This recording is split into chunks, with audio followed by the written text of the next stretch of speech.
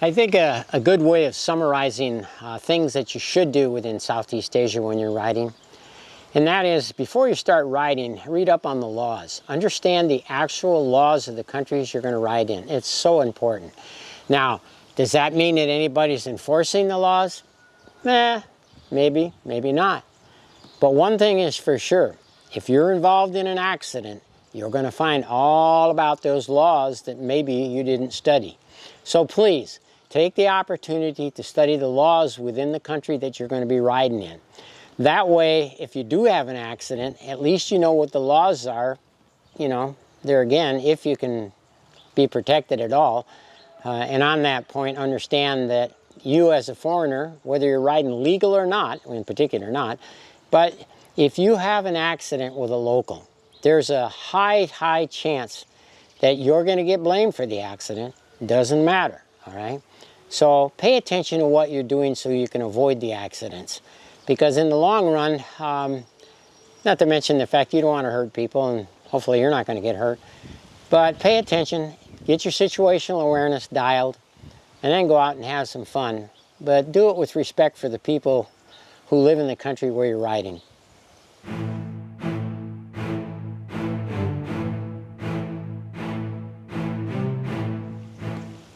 Welcome, riders.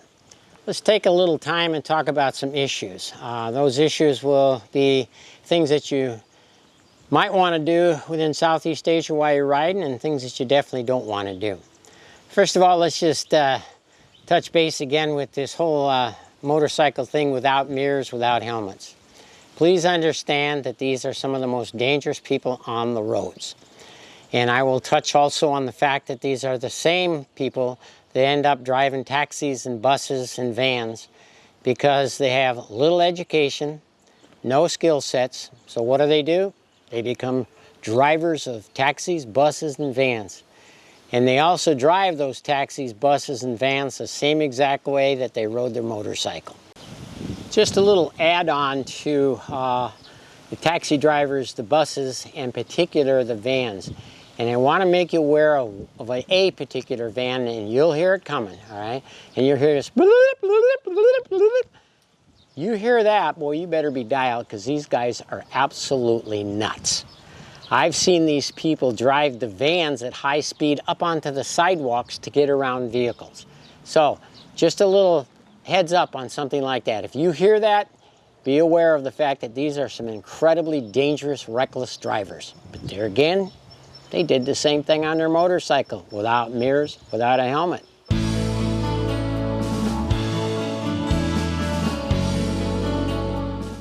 Now let's take a little bit of time and talk very briefly about things you shouldn't do. I'm going to start with Thailand. Well, you just came out of Vietnam. Well, actually, you came out of Vietnam. You may not have come out of Vietnam because the border crossing right now it's all mixed up. You never know whether it's legal or not. But nonetheless, if you've been in Vietnam, you're going to be completely aware of the hideous horn blowing that takes place here. I think their blowing of their horns makes up for their lack of skill of actually riding and driving, but that's my own opinion. But nonetheless, if you're in Thailand, don't do that in Thailand. You start honking at people in Thailand and you're going to have a fight on your hands, because to them, that is about as rude as you can get. The only thing that's ruder than honking your horn in Thailand is flipping them off. And I know, because I did that once, and it almost cost me my life. We can talk about that later.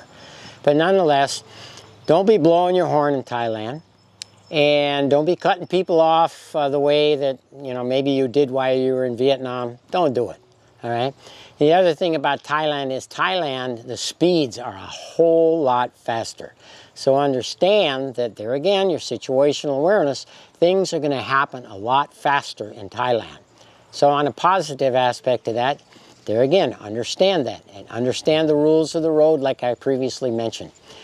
And let's talk about Cambodia. I was pleasantly surprised in Cambodia the first time I rode there. Coming directly out of Vietnam, and there again, used to people blowing out of intersections and you name it. I got into Cambodia and I figured, well, you know, I mean, this country is poor, really poor. I mean, you get away from the big cities and you're in some real poverty. But nonetheless, I thought, well, you know, nobody's going to be stopping at intersections on dirt roads or so forth here. But I was pleasantly surprised when I came to this dirt road intersection, this person come along and they stopped. They looked both ways before they went through the intersection. That absolutely blew me away. But then thinking about it, they understand the reasoning behind it. There is no emergency medical service. There's nobody that's going to scrape you off the gravel road or the dirt. It's not going to happen. So they understand the risk versus benefit. That's something that does not happen in Vietnam. So you're riding in Cambodia, nonetheless, have your situational awareness dialed and understand that probably the only time you're going to see the police is when they have one of these checkpoints set up that I previously mentioned at the end of the month and they're looking for some money. But be aware of the fact, too, that if you create an accident there or if you're in an accident, it's still, whether it's your fault or not, it's going to be your fault. So just be aware of that. Let's talk about, let's see, Laos. Laos is a crapshoot, okay? You're going to see the same kind of driving in Laos that you did in Vietnam. There again, no rules of the road. Everybody's honking their horns. So I don't know what else I can say about that. Just be careful, all right? So I think that kind of brings to a conclusion the pluses and minuses as to what you should be looking out for. And I hope now what I'll be able to do is present some of the video images that should tie into what I just talked about. So I hope you follow along, folks, and I appreciate you watching this and being interested. Thank you.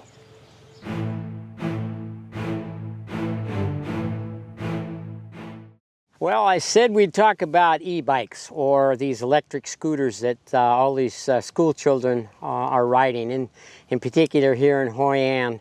And it's incredibly dangerous, and I'm gonna explain why it's so dangerous. But first I want to do is I did the research there again, and I'm going to read it. That way it's not just my interpretation, it's actually according, and this is according to the government website with regards to this. And it reads like this: in Vietnam, children riding e-bikes, electric mopeds, with a capacity under 50 cc's or 4 kilowatts need a driver's license, and the minimum age to obtain one is 16. Well, I'm here to tell you that probably 80%, maybe even 90% of these kids riding these e-bikes, at least here in Hoi An, they ain't 16 years old. I can guarantee you that. But the next thing it says is, well, it already stated the minimum age is 16 or older, but they still have to have a driver's license, right? License requirement. Driver's license is required for riding electric mopeds, even if they are under 50 cc's or 4 kilowatts. So it covers everybody, all right? And the minimum age is 16. Well, you're going to see here that is not the case. All right, and the road safety strategy, according to Vietnam's National Road Safety Strategy for 21 to 30, with a vision of 2045, mandates a driver's license for electric bicycles, mopeds with less than 4 kilowatts of engine capacity. The current regulations, as of I'm reading, as of January 1, 2025, the law applies as follows, all right? It's very critical. No driving license is required if the e-scooter is 4 kilowatts and the speed limited to less than 50 kilometers an hour. But a Vietnam A1 driving license is required for under 11 kilowatts and an A2 for 11 kilowatts. I got to break away here a second. I got 2 cows, one in particular, that thinks it's fun to be in these freaking movies. I don't know. I'll be right back with you. Come on, get. Get. Continuing with the e-bikes, now that we got rid of the cows for a little while. Anyhow, one thing, probably the biggest thing I want to point out, even though these are illegal, most of the kids that are riding these e-bikes are illegal, but the worst part is they're allowed to get on these things. The parents buy these vehicles for them. They've never had any training, and they're just dumped out on the street. Well, that's not a good combination. So anyhow, you're going to see these kids whipping down through cars in the street, and they're going as fast as they possibly can, which in a lot of cases is a lot faster than we're riding. But the thing about them that's really dangerous is they're quiet. You don't hear them coming. And if you don't hear them coming, there's a tendency you're not looking over your shoulder to see if there's actually somebody coming. And as an example, you start to make a right-hand turn, and this kid is right here in front of you, all right? And they don't slow down. They don't care. And that's probably another thing that makes it so much more dangerous. And you'll see some little segments of videos that I'm going to show you in conjunction with this. But boy, really be careful with these kids, because they are so dangerous. And I mean, I just talked to a lady that I know that happens to be a marketing manager at one of the hotels. And she was just talking about today. I mean, she drives a vehicle. And how dangerous it was here last night. She go to make a right-hand turn signals on, she's slowing down. She's in the middle of her turn, and this kid on an e-bike almost takes her door out, you know? And that's reality. Now, if you're coming here and you're not even used to the regular traffic, and now you're dealing with e-bikes, well, I'll tell you what, like I said before, you need to have your situational awareness, and you also need to have your game face on and be aware of all of the strangeness that goes along with riding here, in particular Hoi An and the small villages of Vietnam. So just something else I wanted to point out, and there again, like I said, I'll try to show you some video of these particular situations that this ties right into this. So be careful out there, folks, because I know some people are probably see this and they go, "Oh man, he's just blowing this out of proportion." Well, whatever, folks. If you don't like it, don't watch it, you know, but chances are you're the very ones that create some of the accidents or are involved in the accidents.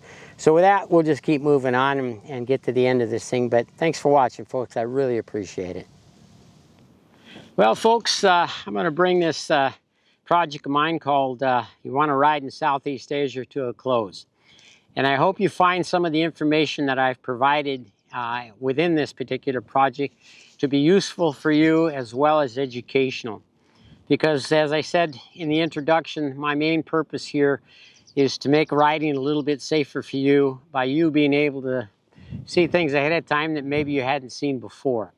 So with that, what do you say we all go out and ride? And for me personally, I punch holes in the wind and I support the oil companies. And I guess that's what most of us really do. But anyhow, folks, when you're out there, be safe, keep your situational awareness up, but most of all, have some fun. Take some great pictures and enjoy the ride.